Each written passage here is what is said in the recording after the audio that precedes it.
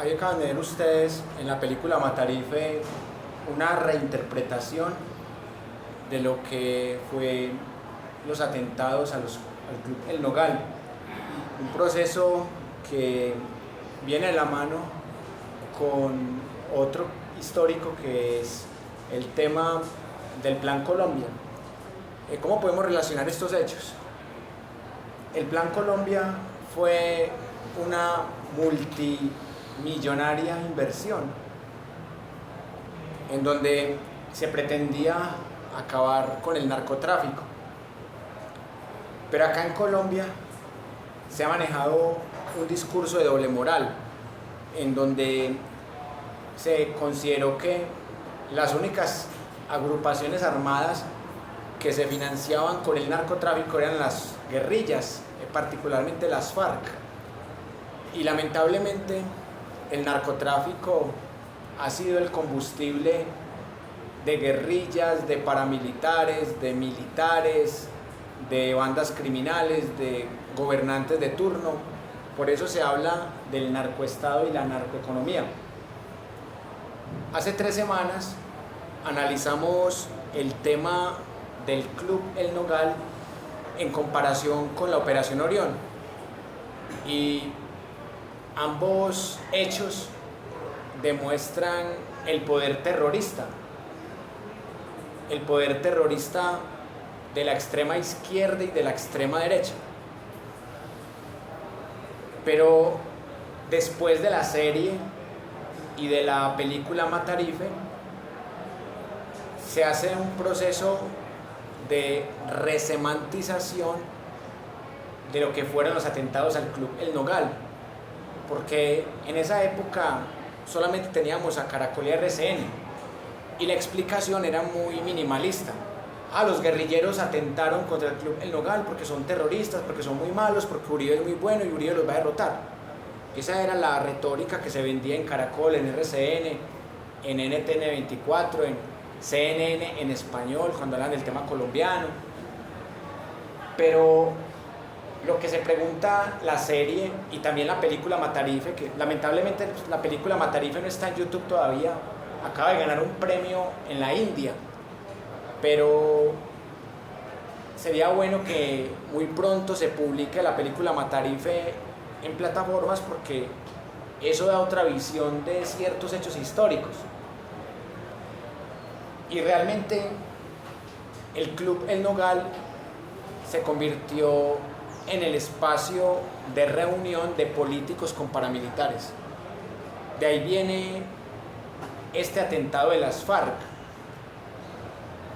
Fue un momento de decir, ustedes nos mataron los milicianos en la Comuna 13 y algunos inocentes también.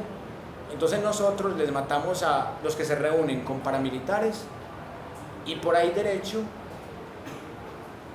que también caigan algunos civiles. Y eso nos devuelve a la época de Pablo Escobar o a la época de las guerras civiles, en donde el fanatismo es extremo. Y acá quiero conectar otra vez con el tema que hablamos del Plan Colombia. El Plan Colombia dotó de gran tecnología al ejército, y el ejército se convirtió en uno de los mejores armados del mundo. Indudablemente, el Plan Colombia trae un sesgo que tiene que ver con lo que hablábamos de ver el narcotráfico solamente en el lado izquierdo. Y con el Plan Colombia se conquista la tecnología, la economía, y se mejora la doctrina militar. Una doctrina militar que ya había sido aprendida de los israelíes, como Yair Klein. A propósito de ese tema, un señor periodista que entrevisté, que es escritor, se llama Ricardo Ferrer Espinosa, habló de cómo era el adoctrinamiento en las fuerzas militares colombianas, desde las mismas estructuras militares y las mismas tácticas que están utilizando para hacer un genocidio al pueblo palestino. Incluso él habló ahí de la Operación Damasco, algo de lo que también nos ha hablado Alexander Obregón Rentería, de cómo van copiando estas doctrinas para atentar de diferentes maneras contra la población civil. Y el conflicto armado llega a su peor etapa en este proceso de adoctrinamiento, en donde se juntan mínimo 3 factores.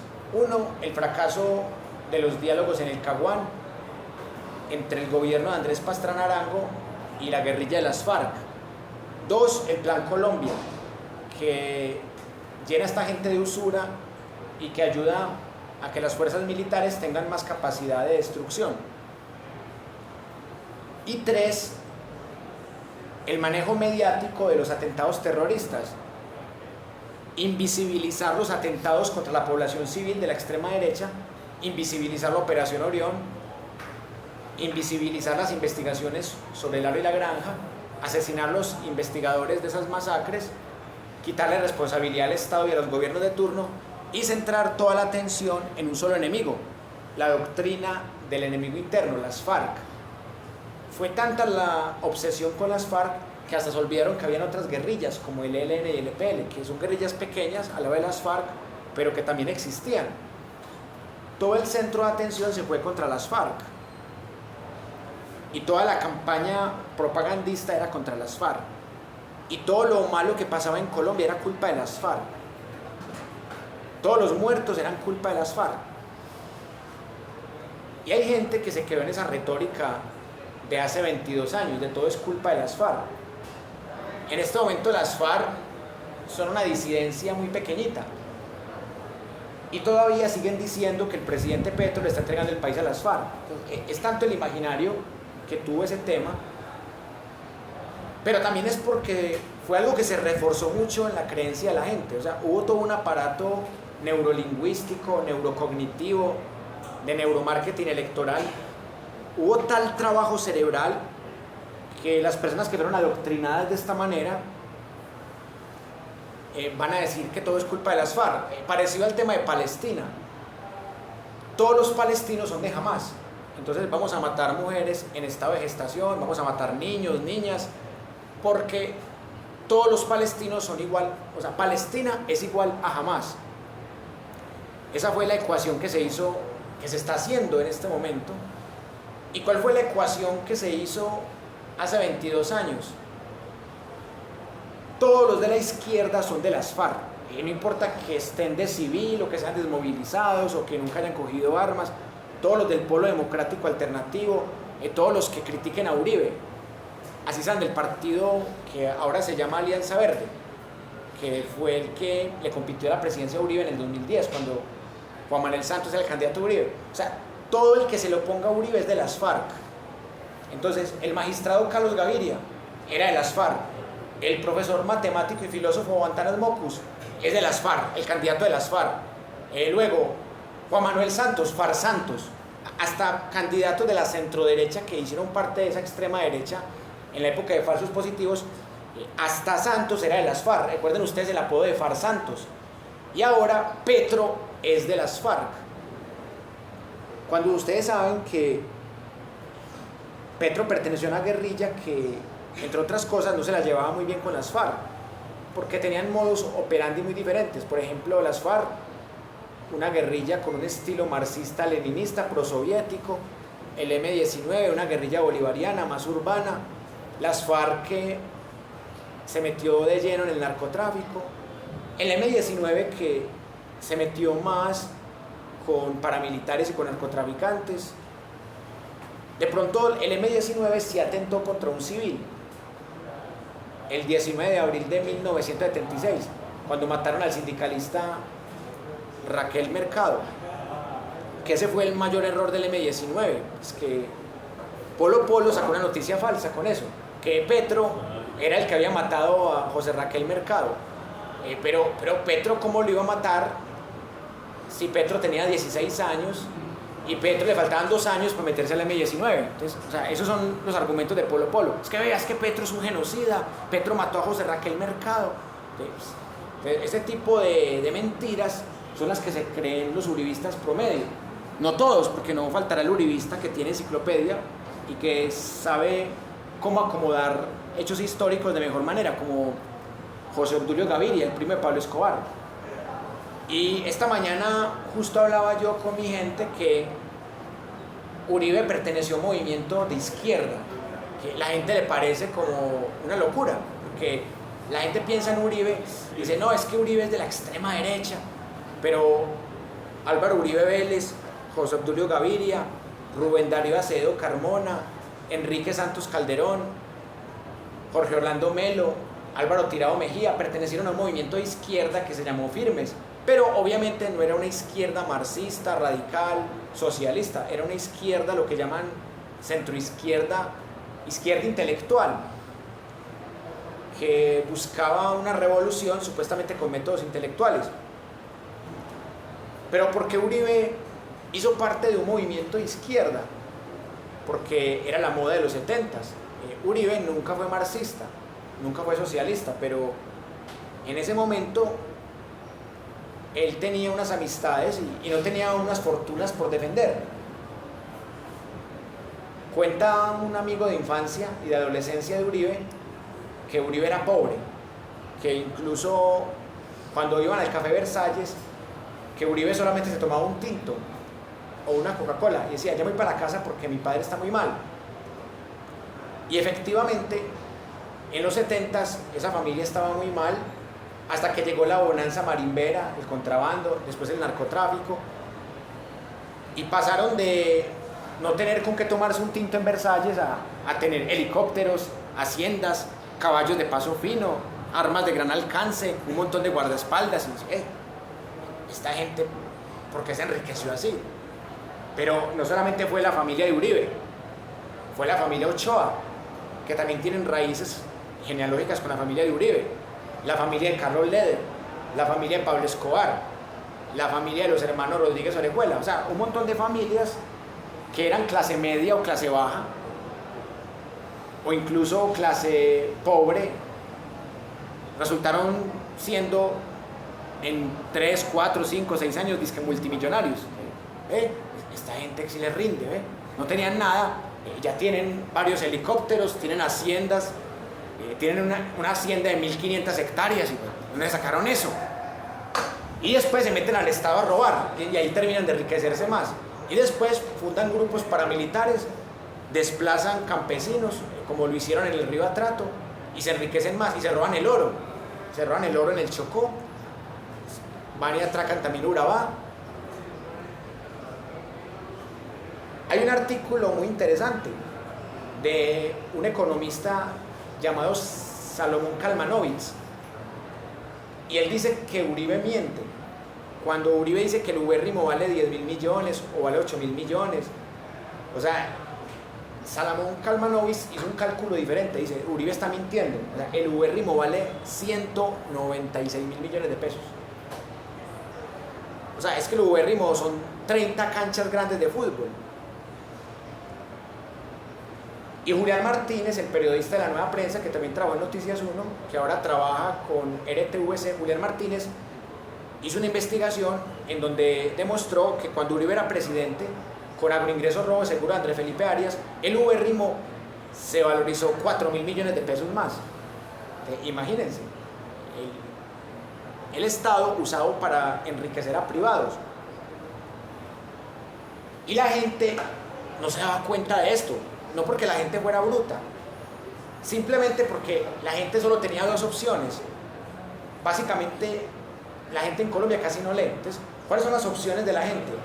Ver Caracol o ver RCN. Estamos hablando de la gente entre 2002 y 2008, porque ya desde 2008 la gente empieza a abrir redes sociales. O sea, los primeros que hicieron Facebook lo hicieron en el 2007, 2008, y en esa época la gente se compartía la información por correo electrónico, pero muchas veces la gente no leía las cadenas. En esa época no eran las cadenas de WhatsApp, eran las cadenas de Gmail o de Hotmail. Pero con Antanas Mocus y la Ola Verde hubo un pequeño sector de la población que despertó, y hubo unas juventudes que todavía no podían votar, pero que empezaron a despertar, y empezaron a haber un montón de escándalos, que chuzadas del DAS, que agroingresos robo seguro, que zonas francas, que parapolítica, que GIS política, que reficar.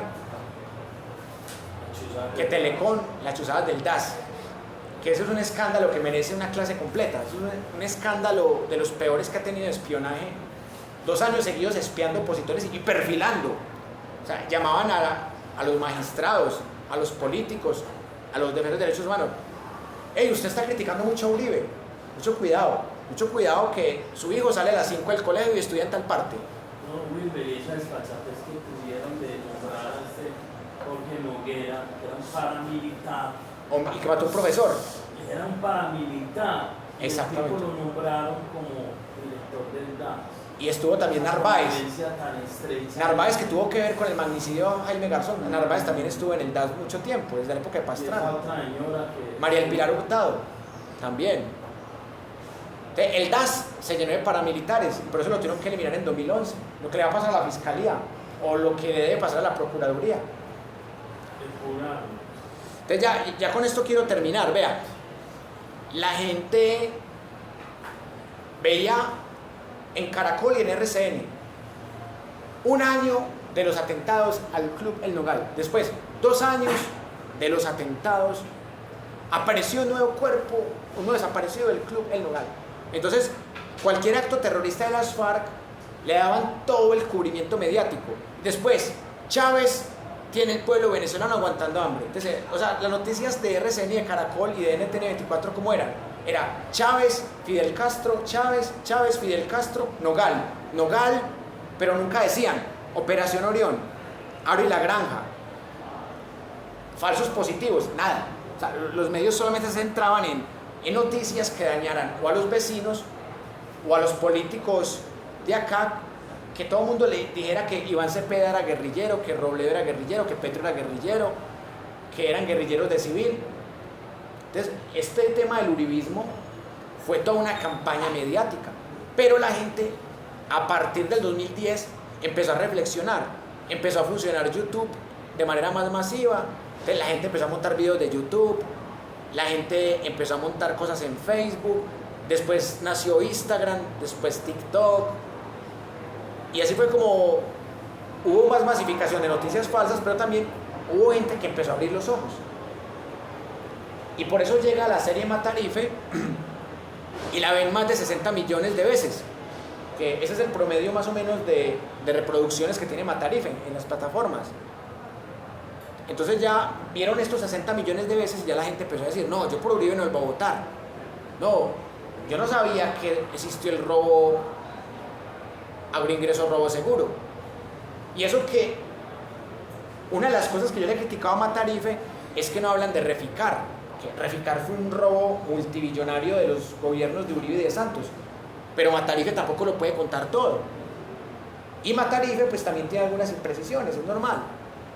El tema de Claudia Morales, que lo vi en la película, les hago un spoiler acá, el tema de Claudia Morales se maneja de manera un poco irresponsable porque, si bien es cierto, Uribe Vélez es sospechoso de haber violado a la periodista Claudia Morales, no existen todavía pruebas tan contundentes como para decir que Uribe es violador. Para decir que Uribe es genocida, de pronto sí, por el tema de los falsos positivos y las masacres del Río y la Granja y las masacres de San Roque y del Río Atrato. Decir que Uribe tuvo vínculos con grupos paramilitares, sí, hay muchas evidencias, grabaciones, testimonios, pero Claudia Morales nunca ha acusado a Uribe de violador. Entonces, ese es un descache que en mi opinión tiene la serie Matarife y la película, y que no habla de escándalos como Reficar, pero es que tampoco puede hablar, son tantos escándalos que en 2 horas no caben, en 8 horas no caben, son muchos los escándalos de esos gobiernos, pero es una síntesis y se entiende que tampoco lo puede abarcar todo. Ahí hay otra imprecisión que tiene cuando él habla de Claude Rossi. Claude Rossi nace en el 31, no había desarrollado todavía la teoría jurídica, entonces él mezcla que la teoría jurídica de Claude Rossi fue la que llevó a condenar a los nazis, ¿no? Él ingresa a la universidad en el año 54, entonces ahí hay un anacronismo. Y hay muchas cosas que están descontextualizadas, mucho anacronismo y la gente tampoco evidencia eso. Exactamente. Para evidenciar eso tiene que haberle como metido el diente bastante a hechos históricos y a ver como un poco de eso. pero eso de una u otra forma, yo creo que eso fue la espada de Damocles para que cayera Uribe. Es que no puede progresar a nivel de mandato en la Casa de Nariño un títere, una marioneta que estuviera ya en la caída de ellos. Ya que Petro le ganó por muy poquito a Rodolfo. O sea, usted se imagina donde esta serie nunca hubiera existido. O sea, un contrafactual. En la historia tampoco, así como el anacronismo es inválido, el razonamiento contrafactual también es inválido. Pero así sea inválido, historiográficamente, uno lo puede hacer como mero ejercicio literario. O sea, solamente especulemos un poco. O sea, imagínese usted, donde esta serie no exista, serían 60 millones de veces información menos. O sea, esto le llegó a ganar a Semana, porque para que Semana saque 60 millones de vistas tampoco es tan fácil. Y esto sacó 60 millones de vistas en menos de un año. No es fácil sacar tantas vistas. Entonces, esto le abrió los ojos. Y mucha gente le dice a uno, no, es que yo creía en Uribe. Incluso yo voté por Duque. Pero yo vi matar IFE y ya en el 2022 ya no voté por Rodolfo ni por Fico, ya voté por Petro. O sea, mucha gente le decía a uno, es que yo voté por Duque porque yo no sabía que el urismo era tan malo. Y yo creía que Petro era más malo, pero voté por Petro porque Petro es el menos malo. Hubo gente que le dijo eso a uno y fue porque vieron esto. Entonces, esta serie, con imprecisiones, con anacronismos, con algunos adjetivos de más, pero es más lo bueno que lo malo. Y quiero complementar lo que dice Alexander, diciendo que en el curso de Pensar la Historia estudiamos ese concepto de anacronismo, que también le vimos un anacronismo al periodista, a Luis Alirio Calle, un anacronismo con los Pepes, bastante delicado, pero es normal, o sea, y con esto quiero terminar, vea, es normal que un periodista y abogado caiga en anacronismos, porque es que un periodista es experto en el presente y un abogado es experto en leyes. Un abogado no es experto en historia. Es normal que cuando un abogado periodista hace un documental de historia comete imprecisiones. Y eso pasa en todas las áreas del conocimiento. Pues seguramente si ustedes hacen un puente, de pronto les cae. O si ponen un ingeniero civil a programar, de pronto no programa bien, o se equivoca en algo, porque es que, ¿cómo es zapatera en tus zapatos? O sea, ustedes en las ingenierías saben que, por eso se especializan en ingeniería de sistemas. O hay gente que cree que ingeniería de sistemas es arreglar un computador, ¿cierto? Pero es en medio como de la ignorancia de la gente. Y lo mismo pasa en historia. Hay gente que cree que la historia es simplemente repetir hechos que ya pasaron y ya. O sea, y no existe un análisis historiográfico, no existe un estudio de los posibles anacronismos, no existe un estudio de los razonamientos contrafactuales o la comparación de fuentes. Y esa es la conclusión que les quería dejar. Que no traguen entero, o sea, que no le crean ni a los medios uribistas, ni tampoco le crean ciegamente a los medios antiuribistas. O sea, siempre hay que tener el espíritu crítico, como lo hizo Alexander, que más allá de que uno pueda tener más tendencia a una ideología o a otra, es siempre tener ese espíritu crítico presente. Bueno, muchas gracias.